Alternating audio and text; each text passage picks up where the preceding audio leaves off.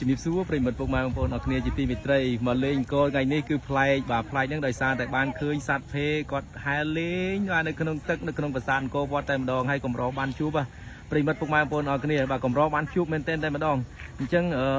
ដើម្បីថតរូបសត្វភេនឹងបានណា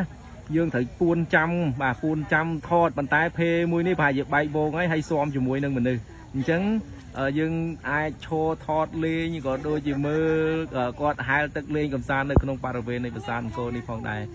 នេះគឺនៅខាងកើតណាបងនៅខាងកើតហើយថ្ងៃនេះនឹងភ្លៀងយប់មិញរៀងខ្លាំងតិចដល់ធ្វើឲ្យវាលិចផ្លូវហើយទេសភាពកន្លែងហ្នឹងគឺពោពេញទៅដោយថាអែមហ្មងបងប្អូនអរគ្នាបាទខប់សេរីតែម្ដងហើយសម្រាប់បងប្អូនយើងទាំងអស់គ្នាដែលមិនទាន់បានមកលេងណាបាទសូមអញ្ជើញមកចូលរួមបាទទស្សនាក៏ដូចជាមកលេងនៅក្នុងប្រាសាទអង្គរវត្តយើងទាំងអស់គ្នាបាទដើម្បីបង្កើតនៅសរសៃឈាមនៃទេសចរបាទនៅក្នុងស្រុកផងដែរបាទអរគុណច្រើនសម្រាប់ប្រិយមិត្តពុកម៉ែបងប្អូនអរគ្នាបាទទស្សនានៅវីដេអូមួយនេះបាទអរគុណច្រើន